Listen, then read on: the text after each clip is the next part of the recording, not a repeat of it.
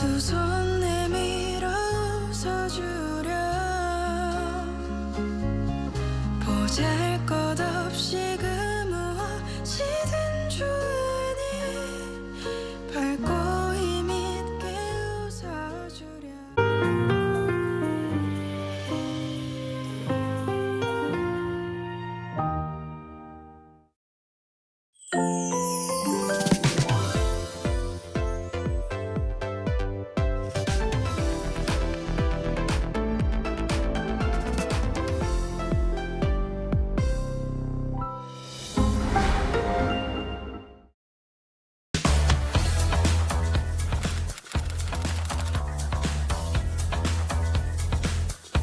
Time to set the facts straight.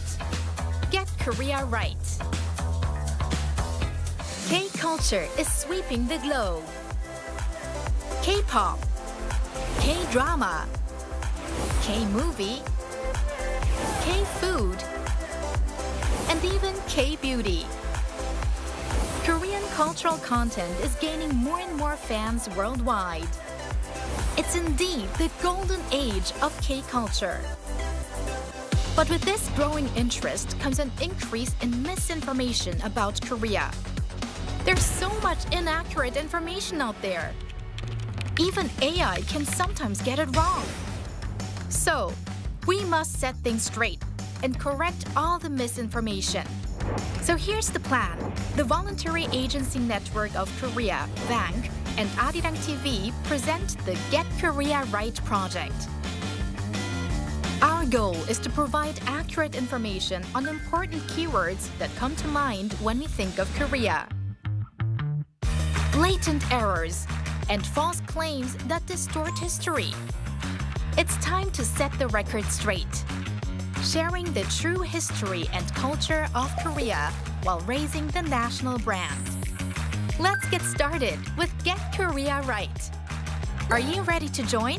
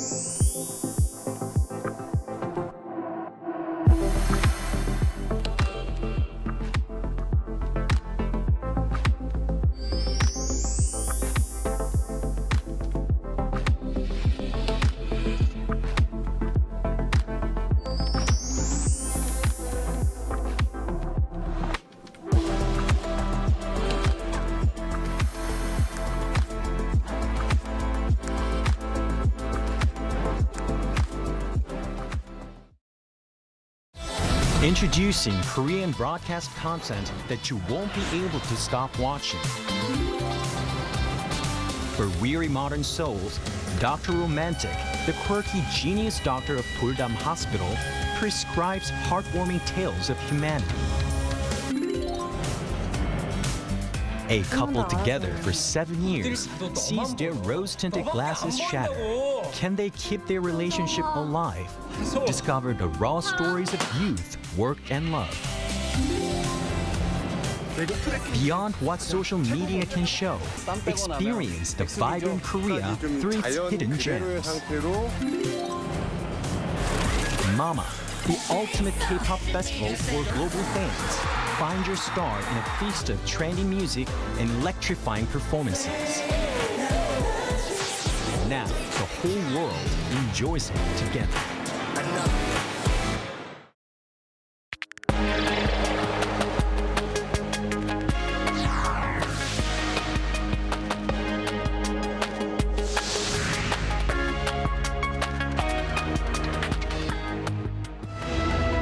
South Korea's tech-heavy KOSDAQ index rose above 1,000 points during intraday trading for the first time in 4 years. A sidecar was triggered to temporarily halt trading to mitigate market volatility. Presidential Chief of Staff Kang Won-sik is now headed to Canada to discuss defense cooperation, including a major submarine project. His visit comes as Canada is looking to acquire up to 12 submarines, a project that's worth over $40 billion. Tensions are growing in Minneapolis after federal immigration officers shot and killed 37-year-old Alex Pretti, making him the second person to be fatally shot in the city during the immigration enforcement crackdown this month. Hello and thanks for joining us on Arirang News. South Korea's secondary tech-heavy KOSDAQ index broke above the 1,000-point level at the open on Monday, hitting its highest level this year. The index started the session up 1% from last Friday at 1,003 and traded higher as the session progressed. Heavy buying triggered a buy-side circuit breaker at around 9:59 a.m., temporarily suspending program buying for 5 minutes. This marked the KOSDAQ's first move above the 1,000 level since January 2022. Meanwhile, the Kospi, which broke the 5,000 mark for the first time last week, went back above 5,000 again in early trading. Meanwhile, Presidential Chief of Staff Kang Won-sik has departed for Canada to discuss defense industry cooperation. Leaving for Canada this morning, Kang told reporters that he will show South Korea's will to join Canada's patrol submarine project, saying that the bidders have been cut down to 2, South Korea and Germany. Canada is looking to acquire up to 12 submarines, a project that's worth over $40 billion. Among the bidders is a Korean consortium involving Hanwha Ocean and HD Hyundai Heavy Industries. Kang has been appointed as a special presidential envoy for strategic economic cooperation. He's also expected to visit Norway this week for discussions on possible exports of the Chunmoo multiple rocket launcher system. And the Trump administration's new national defense strategy could signal a shift toward a more asymmetric Seoul-Washington alliance. Now, that's according to the director of the Korea program at the Stimson Center, James Kim, on Sunday. His comments come after the Pentagon said Friday that Seoul can take primary responsibility for deterring North Korea, citing its strong military, defense spending, and conscription system. It added U.S. support will remain important, but more limited. Kim said the new NDS reflects a move towards selective U.S. engagement and a reduced regional military role. He added that signs of the shift are already visible, including ongoing efforts to transfer wartime operational control, and warns that broader U.S. geopolitical priorities could further limit American involvement abroad. And civil unrest is growing in Minneapolis after ICE agents shot and killed a U.S. citizen this weekend, prompting Governor Tim Walz to demand the immediate withdrawal of federal forces. Our Kim Do-yeon has the details. Tensions in Minnesota have reached a boiling point following the second fatal shooting by federal immigration agents in Minneapolis this month. Crowds gathered on Sunday to mourn Alex Pretti, a former nurse at a veterans hospital. Demonstrators marched toward Minneapolis City Hall chanting "ICE out," braving freezing temperatures to demand an end to what they call an unchecked federal surge. Despite the public outcry and the escalating unrest, federal authorities maintain that their operations will not be scaled back. Our Title VIII immigration mission continues unabated here in Minneapolis, despite yesterday's tragedy that was preventable by folks making better choices, politicians, journalists, and would-be anarchists and rioters.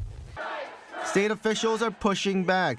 Minnesota Governor Tim Walz directly addressed the Trump administration, questioning the strategy behind the federal deployment that has now resulted in 2 deaths, including 37-year-old Renee Good earlier this month. So my question is, what's the plan, Donald Trump? What is the plan? What do we need to do to get these federal agents out of our state? You thought fear, violence, and chaos is what you wanted from us, and you clearly underestimated the people of this state and nation. The circumstances surrounding Pretti's death remain disputed. It has been confirmed that Pretti was armed and held a valid license to carry. Authorities claim he intended to harm agents, but video footage from the scene has not definitively supported these claims, and a witness identifying himself as a U.S. veteran stated that Pretti did not appear to be resisting at the time of the shooting. The instability is drawing concern from businesses in the state. The Minnesota Chamber of Commerce, representing over 60 CEOs of major state-based companies, issued a statement Sunday calling for an immediate de-escalation. The chamber emphasized that the business community has been in communication with the White House and local mayors, warning that the current volatility is threatening the state's economic stability. Kim Do-yeon, Arirang News. Staying in the United States, a historic winter storm has slammed the country, bringing heavy snow, ice, and widespread power outages. At least 7 people have been killed and over 1 million households lost electricity, while thousands of flights were canceled as states from the Gulf Coast to the Northeast declared emergencies. Our Lee Seung-jae has more. At least 7 people have been confirmed dead as a massive winter storm continues to batter large parts of the United States, bringing heavy snow and ice from the Gulf Coast to the Northeast. According to authorities on Sunday, the deaths mostly stemmed from hypothermia due to the freezing temperatures. The powerful winter storm has also knocked out electricity for more than 1 million customers, with outages reported as far west as New Mexico. Utility crews are working to restore power, but icy conditions and fallen trees are slowing repair efforts in many areas. It could take days to restore power, and we know behind the storm, there's more cold air. So if you are stuck without power, you're going to want to find a way to make sure that you can keep your home warm and keep yourself warm for potentially days after this storm. The storm has also triggered widespread travel chaos. According to flight tracking site FlightAware, more than 10,800 flights scheduled for Sunday were canceled nationwide, following more than 4,000 cancellations on Saturday.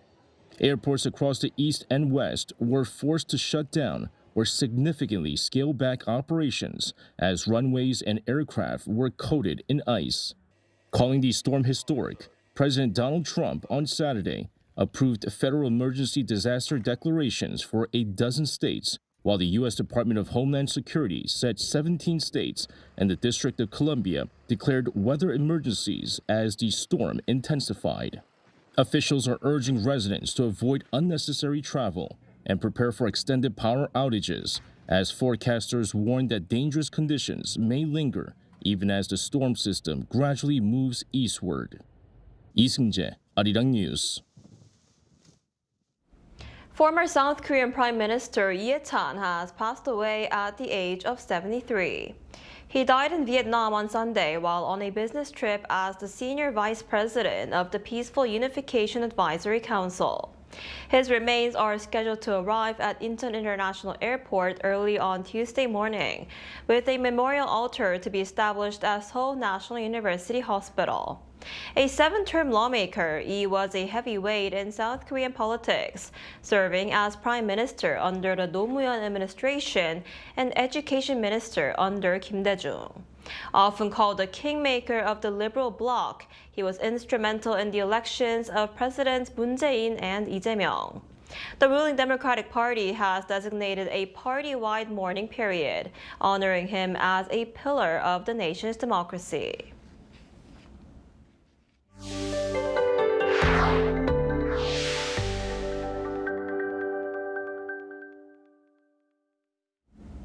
As part of a special coverage on how Korea-France relations have evolved over the past 140 years, our correspondent Oh Soo-young sat down with France's top curator on Asian art, president of Europe's largest Asian art museum and Knight of the French Order of Merit, Dr. Yannick Lintz.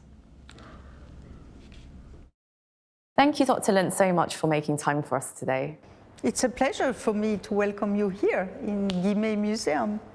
Musée Guimet is very well known for being the biggest museum in Europe, holding Korean art, Asian art. And well, first, could you introduce your Korean collection and why it matters as a reference point for Korean art in Europe? Yes, you're right. We are so lucky to have one of the most important in the world, I should say. And what is also symbolic for us is our museum opened in 1889, and 4 years later, in 1893, we opened Korean galleries. So it's really linked in the history of the museum, and it was at this time in the heart of the collection. So that's why it's of course still now, after many acquisitions, donation, one of the most important in the world, and I should say the most important in Europe. And what is also for us important, 1893 is an important date.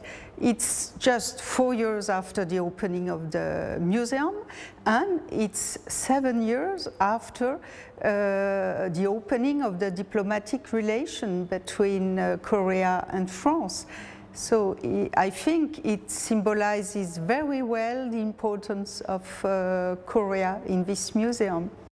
So from a curatorial perspective, what do you think are still maybe under-recognized by the European audience when it comes to Korean art? My opinion is that here in Europe, we don't know very well Korean art, and it's our responsibility, our mission to promote it better. That's why this year, 2026, we will have a special Korean season in Musée Guimet. Because here, because of the relation with Japan, for instance, and what we call sometimes Orientalism during 19th century, people here know better Japanese art, for instance. They know a little about Chinese porcelain or Chinese calligraphy, but it's for them very difficult to understand the place of Korean arts in this area of Eastern Asia. So I will be happy if in 1 year, with all the visitors we are expecting here for this Korean season, that I can hear, now I understand what, and I see what is Korean art. You play a very important, very crucial role in promoting Korean art, of course, here in France. And would you say that the recognition has been growing by the year? Yes, I think, of course, everyone knows about the importance of the Hallyu movement, the K-pop, K-beauty, and we will have here as the first exhibition of the Korean year in March, next March, a K-beauty exhibition. So I think to be able to be attractive for people to discover Korean art, I think it's interesting to enter in it by the present phenomenon of K-pop, K-beauty. And I think it's a good way to understand the past through the present. Finally, as we look forward into the year of 2026, the 140th year of Korea-France relations, what kind of meaningful developments do you hope to see as cultural institutions in particular expand cooperation? Of course, such a special celebration of the 140 years diplomatic relation between Korea and France has to be an opportunity to develop more relation and to build a fundamental project for the future. Of course, exhibitions, books, conference, but also for me what is important is to know better all Korean artists, musicians, performers, of course the Korean cinema. So at the end of 26, what I can tell you, it will not be the end of Korean events here in Guimet Museum. I see there's more to come, and we hope to see you later in the year in Seoul. Thank you very much for your time, Dr. Lintz. Thank you.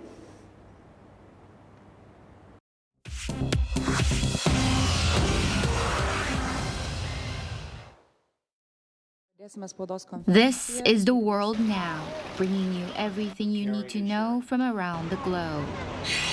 Ukrainian President Vladimir Zelensky has said that a historic U.S. security guarantee is 100% ready for signing. He emphasized that this document now only needs a signing date before heading to Congress for ratification. This announcement on Sunday follows a breakthrough weekend in Abu Dhabi, where military officials from Ukraine, the U.S., and Russia held their first direct trilateral negotiations in years. Zelensky said the talks aim to push forward efforts to end Russia's nearly 4-year invasion, but stressed that Ukraine's territorial integrity remains non-negotiable. Negotiators are set to return to Abu Dhabi on February 1st for the next round of talks to finalize terms. In Indonesia, authorities on Sunday resumed the search for 82 missing people after a landslide killed at least 10 in West Java province. Heavy rains, which began the day before, triggered the collapse early Saturday in Pasir Langgu village, West Bandung. Rescue teams continued operations as weather conditions improved, but unstable ground and rain warnings slowed efforts and limited the use of heavy machinery. Officials said the collapse buried homes in a residential area, forcing evacuations and raising concerns about further landslides with more rain forecast for the region. U.S. President Donald Trump has threatened Canada with a 100% tariff on Canadian goods if it makes a trade deal with China. Trump said on Saturday that such a trade deal would allow Beijing to use Canada to bypass U.S. tariffs, calling it a direct threat to American economic interests. Canadian Prime Minister Mark Carney responded on Sunday, asserting Canada respects its U.S. trade obligations and seeks only to rectify specific tariff issues with Beijing, not make a free trade deal. American climber Alex Honnold stunned onlookers in Taipei on Sunday by free soloing the tallest building in Taiwan. Honnold scaled the 508-meter Taipei 101 skyscraper without ropes or safety equipment. He completed the climb in 91 minutes as thousands watched from below, with the event broadcast live by Netflix. The climb took place with official approval from Taipei 101 and city authorities after being delayed 1 day by wet weather. Chu Ji-hyun, Arirang News.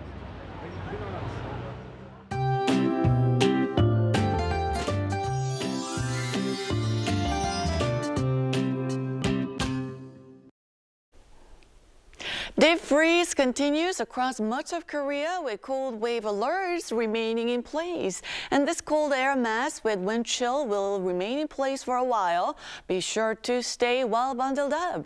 And it's not going to be as freezing as last week, but morning temperatures in Seoul will stay near -10 degrees Celsius. And even during the day, afternoon highs will struggle to climb above freezing in most parts.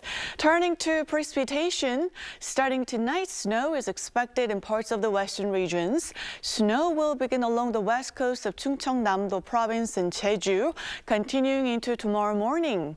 The Jeollado provinces could see 1, 2, 3 centimeters of snow. At the same time, dry weather alerts remain in place for the eastern regions, and with several wildfires already reported, it's very important to be cautious with anything that could spark a fire.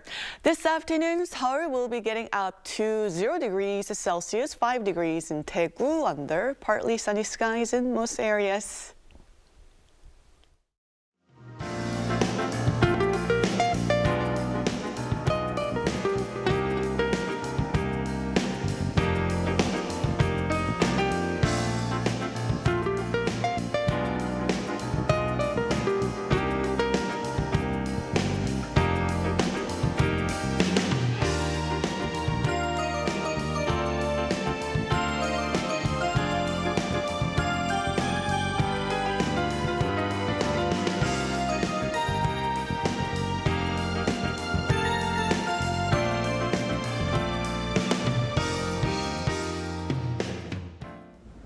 That's all we have for today's noon edition of Arirang News. Thank you for watching. We'll be back at 5 p.m. Korea time. Stay tuned.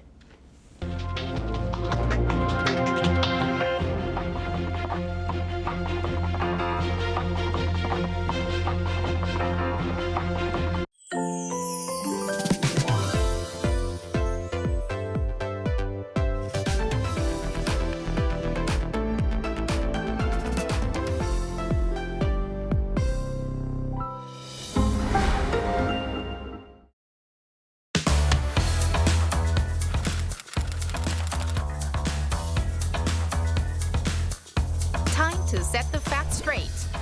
Get Korea right.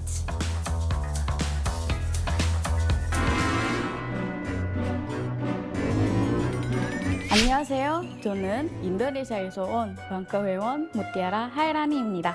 반갑습니다.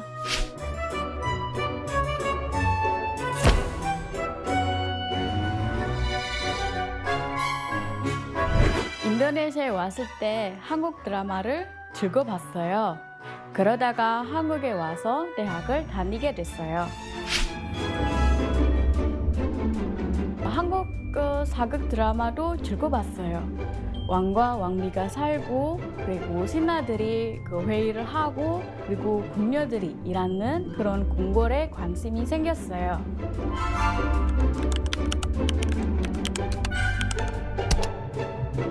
제가 제일 좋아하는 궁은 경복궁입니다. 그런데 AI한테 경복궁 그림을 보여달라고 했더니 엉뚱한 그림을 보였다는 제보가 있었어요. 예를 들면 궁 앞에 강이 있고 나룻배가 있다든지 산 꼭대기에 있다든지 이런 오해들.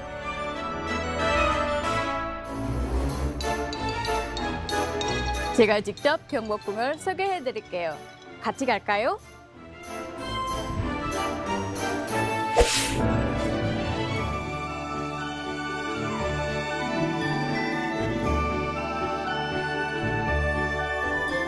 경복궁은 대한민국 역사와 문화의 중심지로 여겨져요.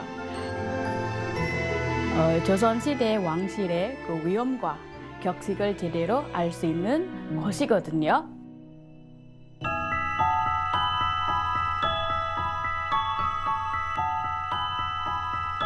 또 경복궁은 외국인 관광객이 많이 방문하는 서울의 랜드마크 중 하나입니다.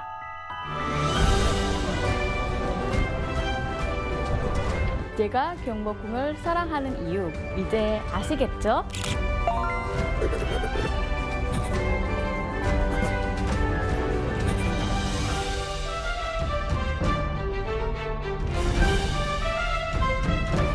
한국에 대한 잘못된 정보를 바로 찾는 일, 여러분도 함께 해주세요.